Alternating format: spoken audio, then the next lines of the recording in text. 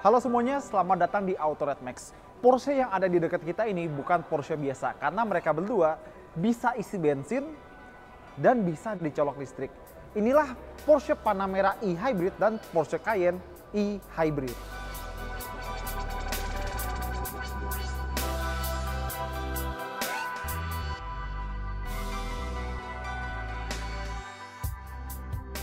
Jadi di antara kedua mobil ini kita pertama bahas Cayenne dulu. Cuma sayang warnanya hitam, bentuk seksi Cayenne-nya jadi kurang kelihatan. Coba warnanya abu-abu. Tapi ya udah kita bahas aja. Kita bahasnya cuma garis besar aja ya karena banyak dari mobil ini yang relatif sama seperti Cayenne atau Panamera yang reguler. Karena bedanya dia pakai mesin hybrid. Pertama kita buka dulu kap mesinnya seperti biasa. Buka. Dan karena ini adalah Cayenne e-Hybrid bukan Cayenne S atau GTS, dia pakai mesin 3000 cc V6 turbo, tapi plus teknologi e-hybrid. Tenaga totalnya kalau digabungin antara mesin combustion sama electric motor, itu sekitar 462 PS. Tapi torsinya yang gila. Kalau digabung dapat 700 Nm. Itu udah kayak torsi truk ya. Dan karena ini Porsche, pasti kenceng. 0-100 5 detik aja cukup. Dan mobil ini udah pakai penggerak all-wheel drive dan pakai transmisi otomatis torque converter 8 percepatan. Padat ya ruang mesinnya. Terus habis bahas mesin, kita bahas penampilannya. Jadi apa yang beda antara Cayenne e-Hybrid sama Cayenne biasa? Kalau dari bentuk relatif mirip ya, dan yang hybrid itu ada yang coupe, ada juga yang non coupe atau SUV biasa. Bedanya di beberapa detail warna hijau. Kalau Porsche bilang acid green, kalau kita bilang hijau bola tenis. Ada di sini, di kaliper rem itu ada warna hijau acid green yang kita bilang tadi, dan peleknya ada macam-macam ukuran. Ini yang 21 inci, dan kalau misalnya pengen peleknya lebih gede atau lebih kecil 20 atau 22 inci, itu tetap ada ya. Dan ada logo e-hybrid di sini, dan lagi-lagi ada warna acid green. Dan karena ini sebuah Cayenne ya, sebuah SUV udah mulai masuk ranah eksotis, banyak feature yang benar-benar berguna. Pintunya udah pakai soft close, jadi kalau kita buka, misalnya nutupnya agak kendor, dia bakal kenceng sendiri, lihat. Jos. Dan juga di pintu belakang. Nah, dan karena ini mobil plug-in hybrid, artinya dia bisa dicolok ke colokan listrik di rumah. Dan gua ambil colokannya ya. Bentuknya seperti ini ya, kira-kira mirip sama colokan Porsche Taycan, si mobil listrik. Dan kalau kita colok, dia ngecas maksimumnya bisa sampai daya 3,6 kilowatt. Itu berarti sekitar rumah-rumah di Indonesia itu udah bisa lah ngecas mobil ini. Dan kalau baterainya penuh, kita bisa pakai tenaga listriknya buat jalan hampir 56 km dari penuh sampai habis. Kasarnya, kita bisa keliling Jakarta tanpa perlu nyalain bensin sama sekali. Cakep. Oh iya, dan kalau misalnya kalian penasaran, baterainya itu ukurannya sama, ukuran maksudnya panjang lebar kali tinggi ya, sama Cayenne hybrid yang sebelumnya, tapi kapasitasnya lebih gede. Jadi kalau dulu 14 komaan, sekarang 17,9 kWh. Hebat. Terus waktu bikin Porsche Cayenne Hybrid ini, Porsche punya beberapa pertimbangan, terutama soal buka tutup flap atau tutup bensinnya ya. Karena kalau di Porsche biasa, kalau misalnya pintunya kebuka kayak gini, kita harusnya bisa buka tutup bensinnya kayak biasa. Kalau pintunya kebuka ini bisa dibuka, kalau kekunci, ini juga kekunci. Cuma kalian lihat kan, sekarang pintunya dibuka, tapi gue nggak bisa buka flap bensinnya. Kenapa? Karena kita harus pencet tombol di sini. Jelas ini bikin agak bingung kan? Gue tanya Porsche, kenapa? Kenapa harus dipencet tombolnya segala? Mereka bilang harus pencet karena tangki bensin sama sistem hybridnya itu packagingnya mepet-mepet. Jadi tangki bensin sama baterai dan motor listrik itu mepet. Jadi mereka harus siapin pressure atau tekanan ya, tekanan udara dalam tangkinya biar bisa dibuka untuk meminimalkan risiko hal-hal yang tidak kita inginkan. Tipikal Jerman, mereka selalu mikirin semuanya. Oke, sekarang bagian belakangnya, dan karena ini Cayenne Coupe, atapnya dia menukik biar kesan sporty-nya ada. Tapi kalau nggak suka yang seperti ini, ada juga Cayenne yang SUV biasa.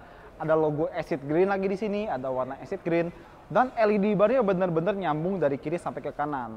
Yang ini udah pakai sport exhaust, dan pastinya dia pakai bagasi udah otomatis, power tailgate ya.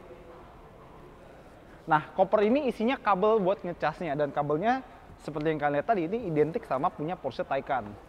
Dan mobil ini udah punya suspensi udara, jadi bisa dinaik turunin sesuai kebutuhan. Dan kalau mau ngelipat jok belakangnya, dia bisa dilipat dari sini. Terus kalau kita buka di sini cuma ada toolkit buat emergency aja. Dan kita tutup.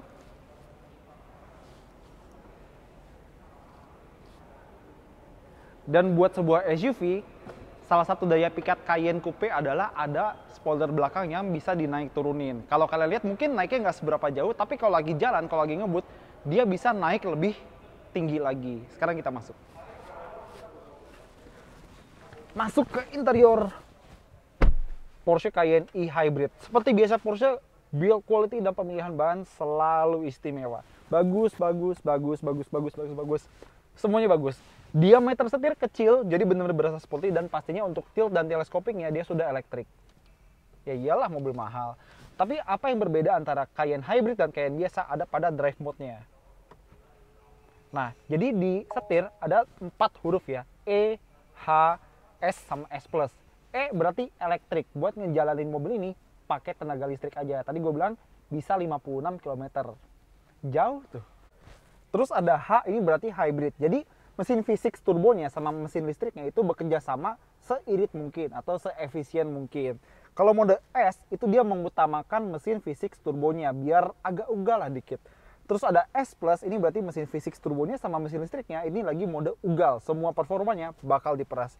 Dan lagi-lagi karena ini hybrid, ada detailing warna acid green. Di jarum, di baras bensin, bahkan di jam sport chrono Porsche ini juga warna acid green. Dan enaknya mobil hybrid atau plug-in hybrid, kalau kita start, cuma ada bunyi kayak gitu aja, dan di speedometer ada tulisan ready. Namanya juga mobil hybrid ya, kita matiin. Dan di sini masih banyak feature standar Cayenne yang udah kalian expect. Ada head unit layar gede, bisa Apple CarPlay. Di sini juga ada panoramic roof karena nggak bisa dibuka. Terus seperti biasa Porsche, kita bisa pilih warna, kombinasi bahan, dan lain-lain sesuai selera kita masing-masing. Bahkan mau sampai kisi AC ini warnanya terserah kalian, itu bisa banget, tinggal nunggu aja. Terus satu yang mungkin agak kurang di Cayenne adalah ini. Di sini dia pakai panel haptic, jadi bukan tombol beneran. Jadi kalau disentuh tuh agak sedikit kurang reassuring, padahal udah ada feedback kliknya gitu. Sama kalau misalnya lagi posisi mati, kita harus bersihin panelnya karena banyak bekas sidik jari. Dan karena ini sebuah Cayenne, pakai penggerak all-wheel drive, suspensi udara, dia juga punya mode off-road.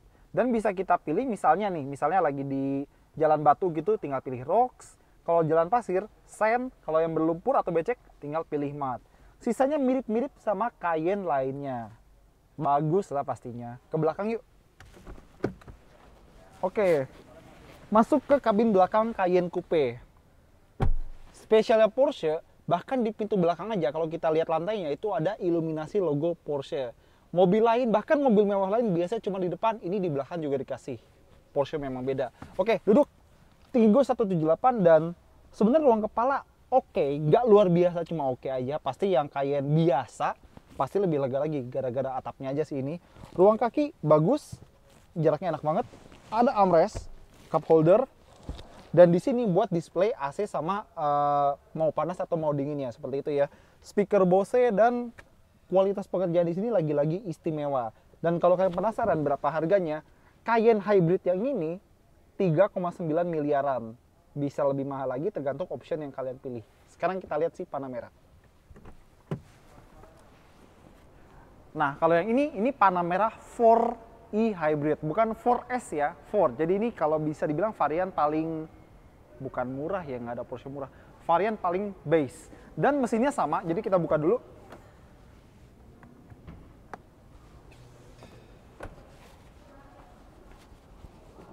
Kita buka.